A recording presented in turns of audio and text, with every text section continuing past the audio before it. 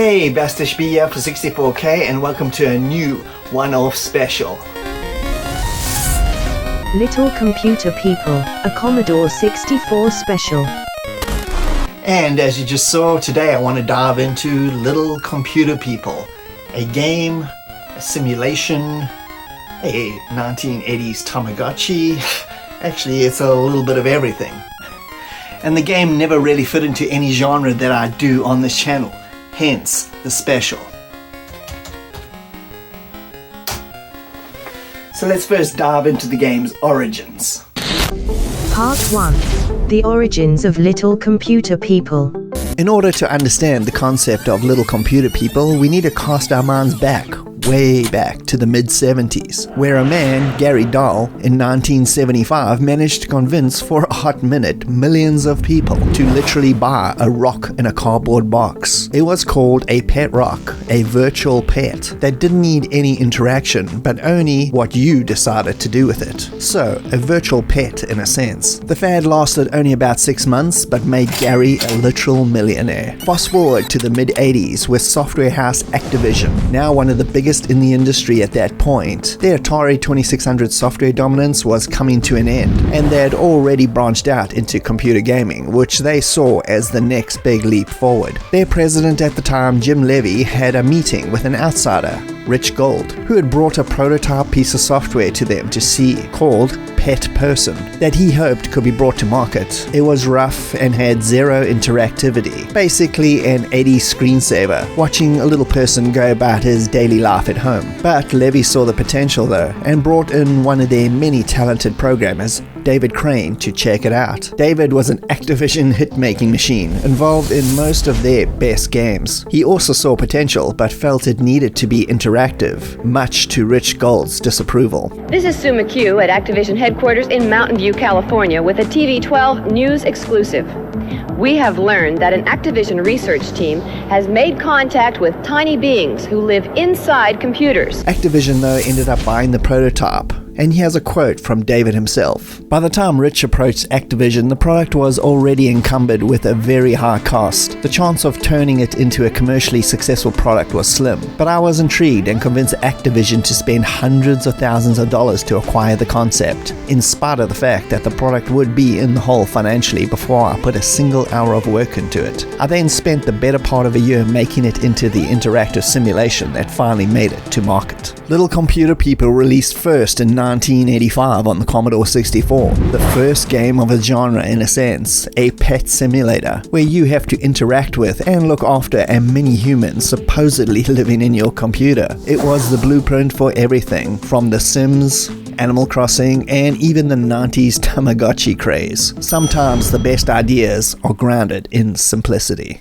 We interrupt our program to bring you this important message.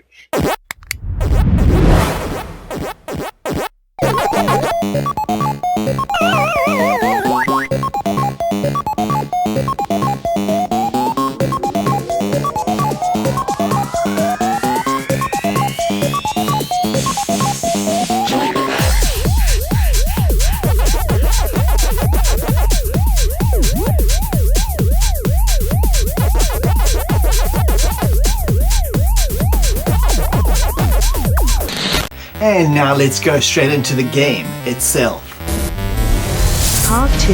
Game on. Little Computer People is best described as a simulation. A simulation, according to Activision, of a little person living in your computer, at least as far as the fun marketing was concerned. The researchers are currently studying the culture of approximately 12 different subjects. Each looks and behaves somewhat differently, but all exhibit the basic need to eat, drink, and sleep. The game will start you with a guy moving in with his dog. The game has basically begun, except there is no goal or ending. You simply let him live his life and interact whenever possible, to keep his spirits high and make sure him and his dog are fed and well rested. It's a mini pet in computer form. The problem with making a game following the model of the Pet Rock is this. The Pet Rock took a product that had zero cost, a rock, which was made valuable through a clever marketing story. A video game costs hundreds of thousands of dollars to create, and it has to be much more compelling than a cute storyline about making something into a pet. Gameplay is about interaction. You don't use a joystick in this game as you don't control a character. Instead, you type in prompts to help out his daily life, keeping him fed so he doesn't get sick, pet him to show appreciation, send gifts such as new records to play or books to read. They will also send you letters in return if they want something. His facial expression will also give away his mood, so pay close attention. You can play a game of cards with him if you want, or sit back and just observe him playing the piano, exercising, or playing some games on his computer. It all sounds pretty pointless, but just like having a real pet, it's actually pretty satisfying and rewarding. There are a lot of prompts you can use in this game, but it also encourages you just to try things out and experiment to see what happens. Activision's philosophy was that in order to make the product sellable, it would have to be interactive. Activision bought the source code for the pet person, and I spent more than a year making it interactive, understanding typed requests, writing letters to its owner, playing games, etc.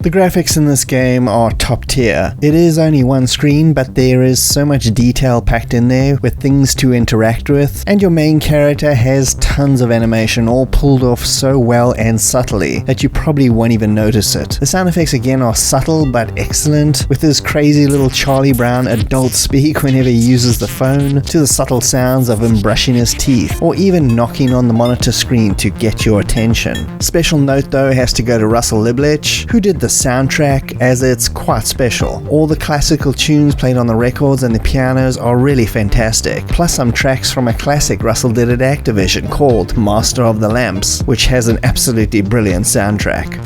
One funny technical detail on the Commodore 64 was that the C64 couldn't access the floppy disk drive without turning off the display sprites. The LCP game was designed to autosave progress on the floppy disk, and he had to disappear to do that, so his bladder was tied to his need to save.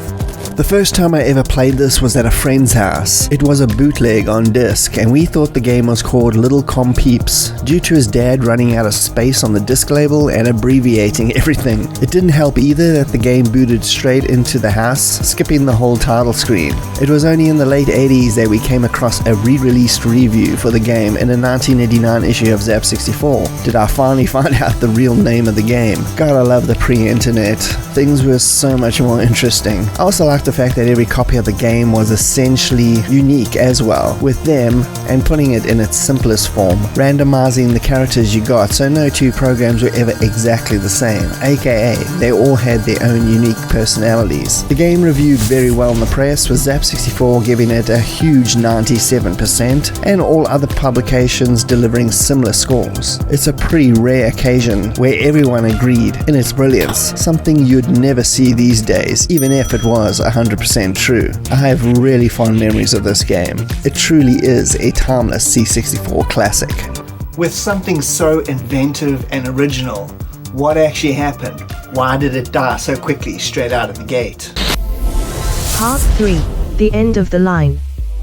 Unfortunately, upon release in 1985, it was clear the game would never sell enough copies to recoup the huge costs that went into its development. I'm proud of the result. Unfortunately, with nearly a year of my time added to the initial development costs, the product didn't make money. If it had, we had hundreds of plans for newer and better versions. Those who got the product were fanatics. We had a letter from a grandmother who bought 2 Commodores and 2 monitors, so that her 2 grandchildren could each have a pet of their own when they came to visit. The game was still ported to a number of systems. Most versions were very far into development and saw release, such as the Apple II and Amiga, plus many more. Most notably though were 2 strange Japanese versions that hit up the PC 88 and 98, with the big difference being now that you're a female. A completely different Famicom Disk System version also was published by Square under the name Appletown Monogatari Little Computer People, with you also being female with a cat, and was another completely different variation of on the game. Activision also released a C64 tape version in Europe, even though the game was designed for disc, which was the standard US format. Tape was the common UK format. But so many compromises had to be made and pieces left out of the game, it's really not worth playing. They hoped that would help boost sales, but it didn't. All expansions that were planned were cancelled after the base versions were all released, unfortunately. Its influence though and legacy lived on in a big way, with Sims creator Will Wright himself directly saying that the game was an inspiration for the creation of the entire Sims franchise. Another amongst many examples of Activision being far ahead of the curve at the time. Almost everything we touched in those days could be constructed as the precursor to something on the market today. So rather not go there. I simply acknowledge that I took the first baby steps towards the simulation genre when I added human-like interactivity to Little Computer People. Activision has received thousands of calls from computer owners trying to confirm rumors about the discovery of the Little Computer People. In response to those demands, Activision has announced plans to make a commercial product available in September for Commodore computer owners, so they can all meet the little people living in their computers. This is Sue McHugh reporting. And that's it. I hope you enjoyed this look back at Little Computer People, basically ground zero for the simulation genre. If you like The Sims or those annoying 90s Tamagotchis, you should definitely give this a try if you never have. It's the origins, pretty much, of the genre. Thanks for joining me, BastishB at 64K. I hope you had a good time. And if you can please like and subscribe, that'll be greatly appreciated. And I'll see you next time. Cheers.